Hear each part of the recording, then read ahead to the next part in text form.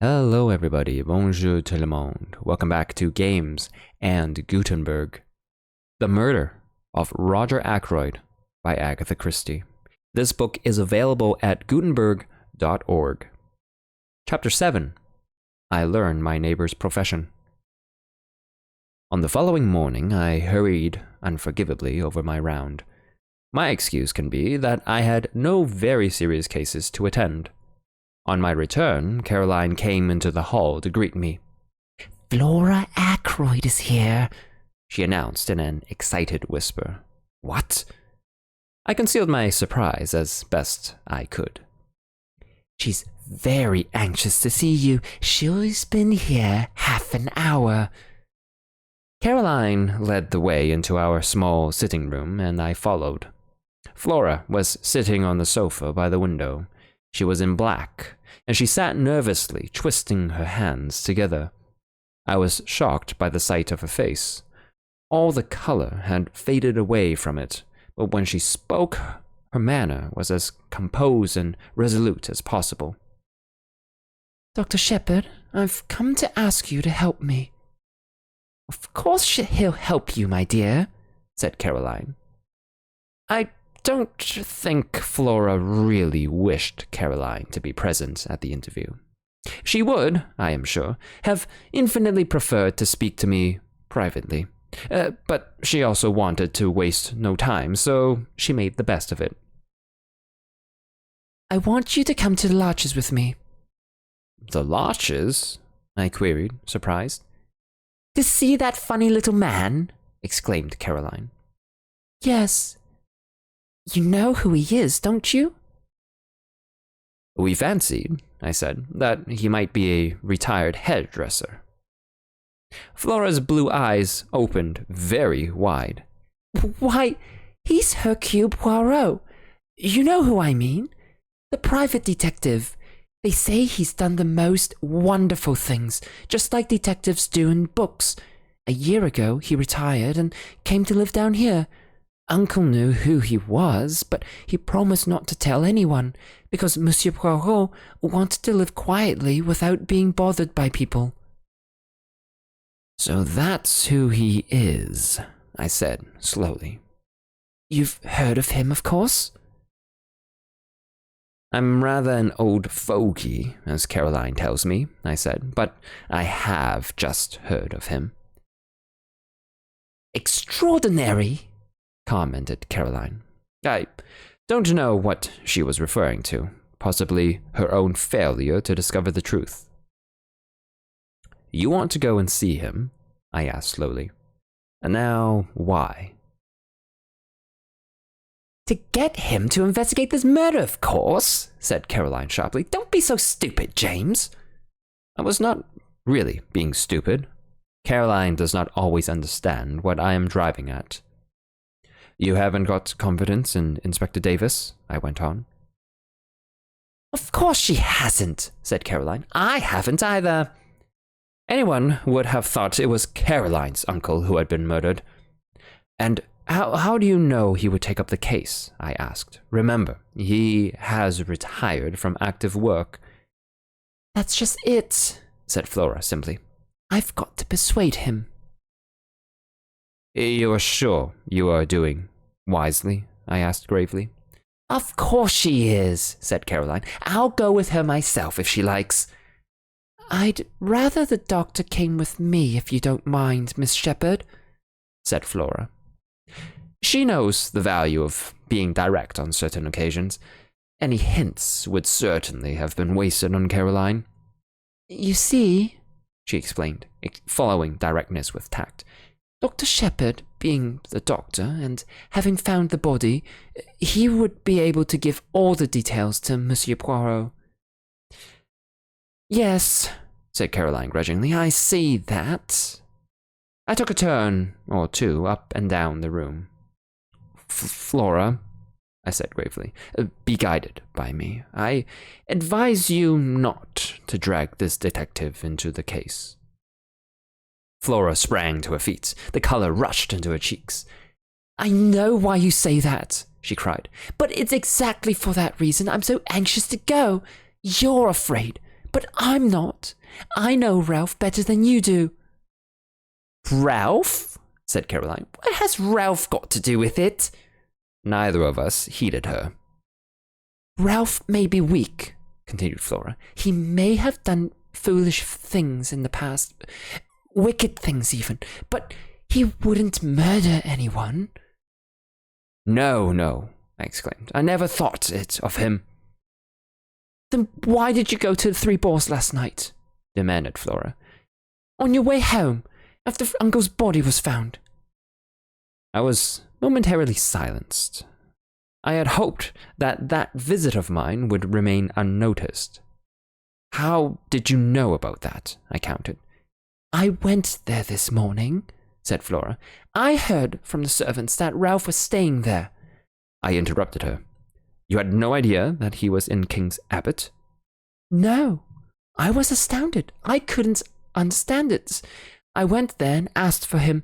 They told me what I suppose they told you last night, that he went out at about 9 o'clock yesterday evening and never came back. Her eyes met mine defiantly. As though answering something in my look, she burst out, Well, why shouldn't he? He might have gone anywhere. He may even have gone back to London. Leaving his luggage behind? I asked gently. Flora stamped her foot. I don't care. There must be a simple explanation. And that's why you want to go to Hercule Poirot. Isn't it better to leave things as they are?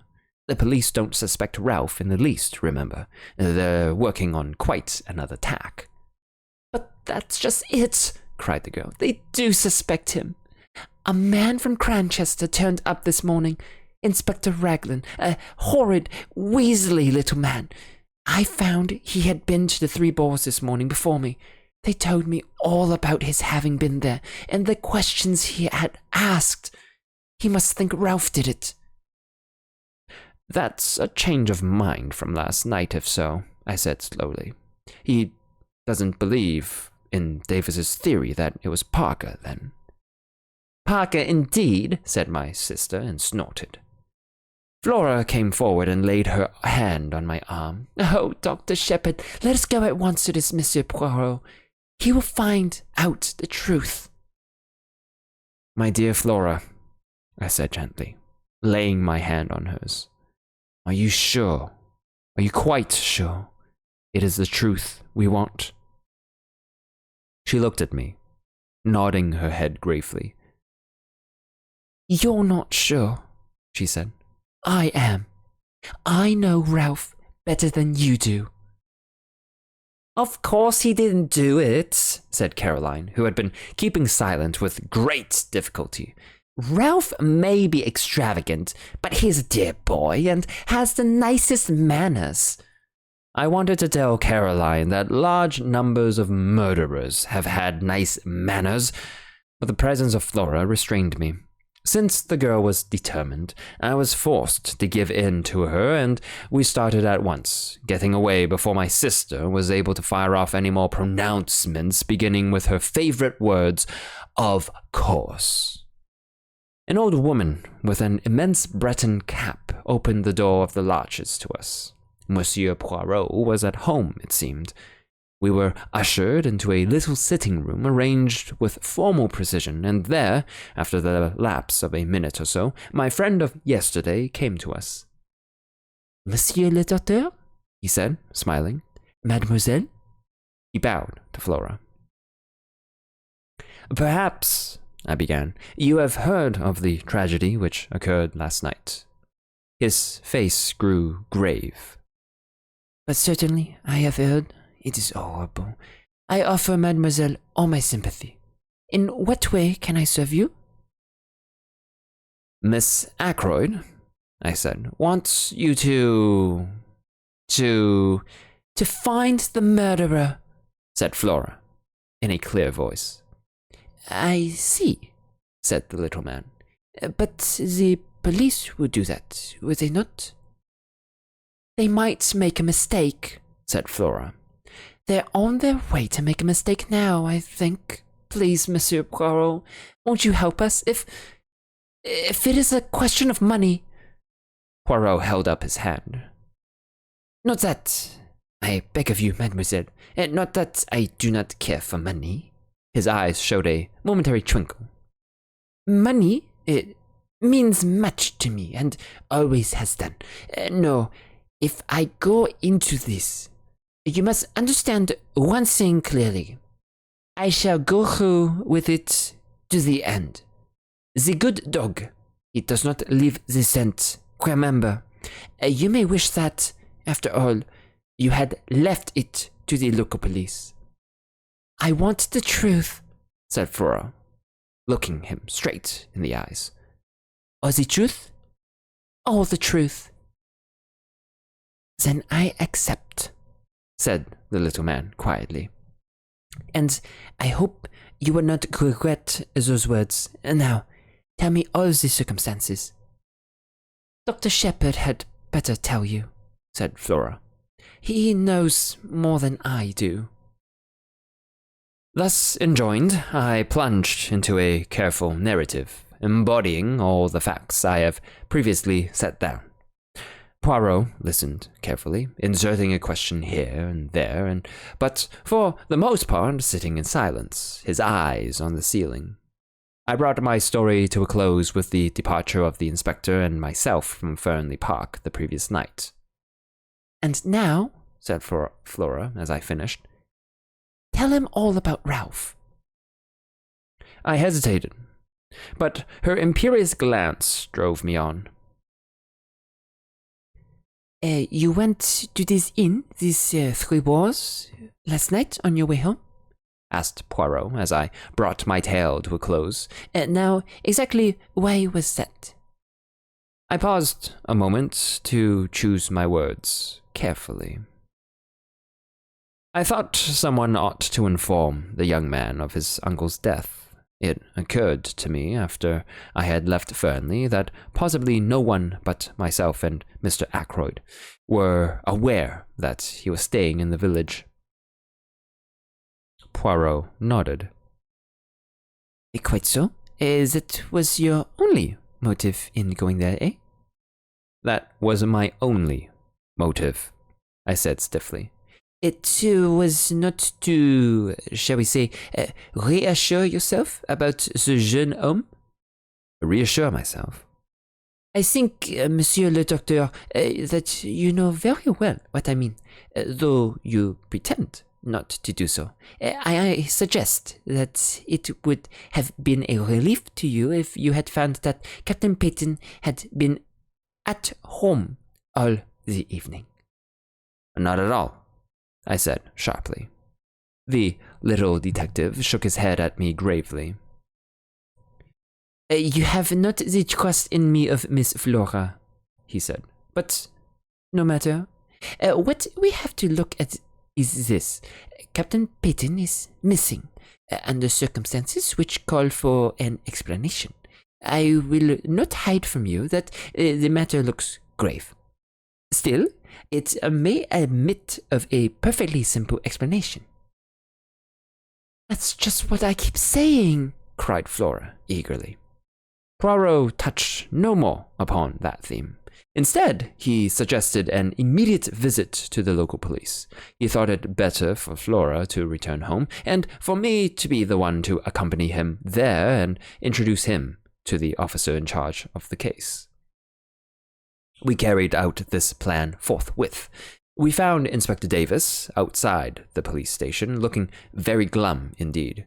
With him was Colonel Melrose, the chief constable, and another man whom, from Flora's description of Weasley, I had no difficulty in recognizing as Inspector Raglan from Cranchester. I know Melrose fairly well, and I introduced Poirot to him and explained the situation. The chief constable was clearly vexed, and Inspector Raglan looked as black as thunder. Davis, however, seemed slightly exhilarated by the sight of his superior officer's annoyance. This case is going to be plain as a pikestaff, said Raglan. Not the least need for amateurs to come butting in. You'd think any fool would have seen the way things were last night, and then we shouldn't have lost 12 hours. He directed a vengeful glance at poor Davis, who received it with perfect stolidity. Mr. Ackroyd's family must, of course, do what they see fit, said Colonel Melrose. But we cannot have the official investigation hampered in any way. I know Monsieur Poirot's great reputation, of course, he added courteously. The police can't advertise themselves. Worse luck, said Raglan. It was Poirot who saved the situation. It is true that I have retired from the world, he said. I never intended to take up a case again. Above all things, I have a horror of publicity. I must beg that in the case of my being able to contribute something to the solution of the mystery, my name may not be mentioned. Inspector Raglan's face lightened a little. I've heard of some very remarkable successes of yours, observed the colonel, thawing. I have had much experience, said Poirot quietly, but most of my successes have been obtained by the aid of the police. I admire enormously your English police. If Inspector Raglan permits me to assist him, I shall be both honored and flattered. The inspector's countenance became still more gracious. Colonel Melrose drew me aside. From all I hear, this little fellow's done some really remarkable things, he murmured. We're naturally anxious not to have to call in Scotland Yard. Raglan seems very sure of himself, but I'm not quite certain that I agree with him. You see, I know the parties concerned better than he does. This fellow doesn't seem out after kudos, does he? Would work in with us unobtrusively, eh? To the greater glory of Inspector Raglan, I said solemnly. Well, well, said Colonel Melrose breezily in a louder voice. We must put you wise to the latest developments, Monsieur Poirot. I thank you, said Poirot. My friend, Dr. Shepherd, said something of the butler being suspected? That's all bunkum, said Raglan instantly. These high-class servants get in such a funk that they act suspiciously from nothing at all. The fingerprints, I hinted. Nothing like Parker's. He gave a faint smile and added, And yours and Mr. Raymond's don't fit either, Doctor. What about those of Captain Ralph Peyton? Asked Poirot quietly. I felt a secret admiration for the way he took the bull by the horns. I saw a look of respect creep into the inspector's eyes. I see you don't let the grass grow under your feet, Mr. Poirot. It will be a pleasure to work with you, I'm sure. We're going to take that young gentleman's fingerprints as soon as we can lay hands upon him. I can't help thinking you're mistaken, Inspector, said Colonel Melrose warmly. I've known Ralph Peyton from a boy upward. He'd never stoop to murder. Maybe not, said the inspector tonelessly. What have you got against him? I asked. Went out just on 9 o'clock last night. Was seen in the neighborhood of Fernley Park somewhere about 9:30. Not been seen since. Believed to be in serious money difficulties. I've got a pair of his shoes here. Shoes with rubber studs in them. He had 2 pairs, almost exactly alike. I'm going up now to compare them with those footmarks. The constable is up there seeing that no one tampers with them. We'll go at once, said Colonel Melrose. You and Monsieur Poirot will accompany us, will you not? We assented, and all drove up in the colonel's car. The inspector was anxious to get at once to the footmarks, and asked to be put down at the lodge. About halfway up the drive on the right, a path branched off which led round the terrace and the window of Ackroyd's study. Would you like to go with the inspector, Mr. Poirot? Asked the chief constable. Or would you rather prefer to examine the study? Poirot chose the latter alternative. Parker opened the door to us. His manner was smug and deferential, and he seemed to have recovered from his panic of the night before. Colonel Melrose took a key from his pocket, and unlocking the door which led into the lobby, he ushered us through into the study. Except for the removal of the body, Monsieur Poirot, this room is exactly as it was last night. And the body was found where? As precisely as possible, I described Ackroyd's position. The armchair still stood in front of the fire. Poirot went and sat down in it. The blue letter you speak of, where was it when you left the room? Mr. Ackroyd had laid it down on this little table at his right hand. Poirot nodded. Except for that, everything was in its place? Yes, I think so. Colonel Melrose, would you be so extremely obliging as to sit down in this chair a minute? I thank you. Now, Monsieur le Docteur, will you kindly indicate to me the exact position of the dagger? I did so, whilst the little man stood in the doorway. The hilt of the dagger was plainly visible from the door, then. Both you and Parker could see it at once? Yes. Poirot went next to the window. The electric light was on, of course, when you discovered the body, he asked over his shoulder. I assented and joined him where he was studying the marks on the windowsill. The rubber studs are the same pattern as those in Captain Peyton's shoes, he said quietly. Then he came back once more to the middle of the room. His eye traveled round, searching everything in the room with a quick, trained glance. Are you a man of good observation, Dr. Shepherd? He asked at last. I think so, I said, surprised. There was a fire in the grate, I see. When you broke the door down and found Mr. Ackroyd dead, how was the fire? Was it low? I gave a vexed laugh. I really can't say. I didn't notice. Maybe Mr. Raymond or Major Blunt. The little man opposite to me shook his head with a faint smile. One must always proceed with method. I made an error of judgment in asking you that question. To each man, his own knowledge. You could tell me the details of the patient's appearance, and nothing there would escape you. If I wanted information about the papers on that desk, Mr. Raymond would have noticed anything there was to see. To find out about the fire, I must ask the man whose business it is to observe such things. You permit? He moved swiftly to the fireplace and rang the bell. After a lapse of a minute or two, Parker appeared. The bell rang, sir, he said hesitatingly. Come in, Parker, said Colonel Melrose. This gentleman wants to ask you something. Parker transferred a respectful attention to Poirot. Parker, said the little man, when you broke down the door with Dr. Shepherd last night and found your master dead, what was the state of the fire?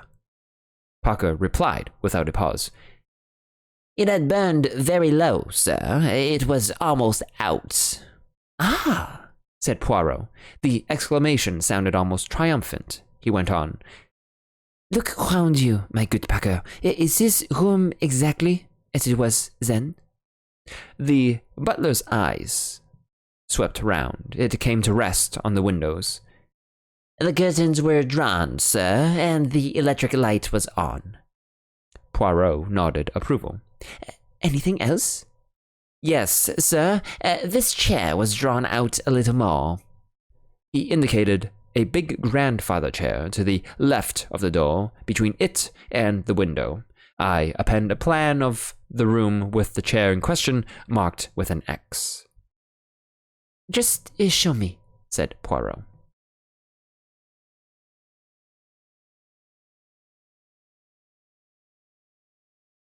The butler drew the chair in question out a good 2 feet from the wall, turning it so that the seat faced the door.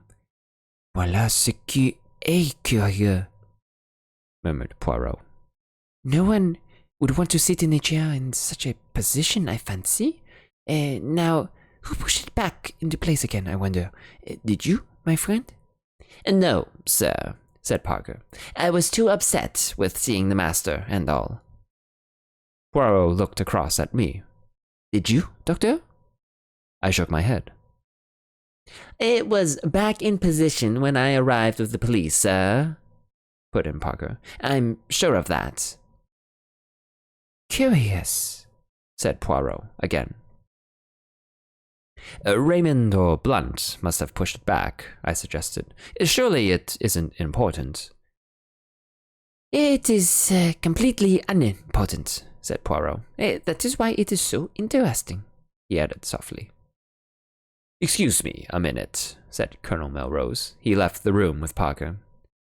Do you think Parker is speaking the truth? I asked. About the chair? Yes. Otherwise, I do not know. You will find, Monsieur le Docteur, if you have much to do with cases of this kind, that they all resemble each other in one thing. What is that? I asked curiously. Everyone concerned in them has something to hide. Have I? I asked, smilingly. Poirot looked at me attentively. I think you have, he said quietly. But have you told me everything known to you about this young man, Peyton? He smiled as I grew red. Oh, do not fear. I will not press you. I shall learn it in good time. I wish you'd tell me something of your methods, I said hastily to cover my confusion. The point about the fire, for instance. Oh, that was very simple. You leave Mr. Ackroyd at 10 minutes to 9, was it not?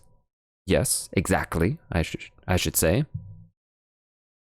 The window is then closed and bolted and the door unlocked.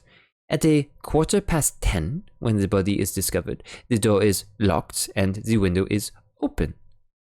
Who opened it? Clearly, only Mr. Ackroyd himself could have done so, and for one or two reasons. Either because the room became unbearably hot, but since the fire was nearly out and there was a sharp drop in temperature last night, and that cannot be the reason, or because he admitted someone that way. And if he admitted someone that way, it must have been someone well known to him, since he had previously shown himself uneasy on the subject of that same window. It sounds very simple, I said. Everything is simple if you arrange the facts methodically. We are concerned now with the personality of the person who was with him at 9:30 last night. Everything goes to show that that was the individual admitted by the window, and though Mr. Ackroyd was seen alive later by Miss Flora, we cannot approach a solution of the mystery until we know who that visitor was. The window may have been left open after his departure, and so afforded entrance to the murderer, or the same person may have returned a second time. Here's the colonel who returns. Colonel Melrose entered with an animated manner. That telephone call has been traced at last, he said. It did not come from here. It was put through to Dr. Shepherd at 10:15 last night from a public call office at King Abbott's Station, and at 10:23 the night mail leaves for Liverpool. End of Chapter 7 of The Murder of Roger Ackroyd by Agatha Christie. This book is available at Gutenberg.org. Thank you for listening.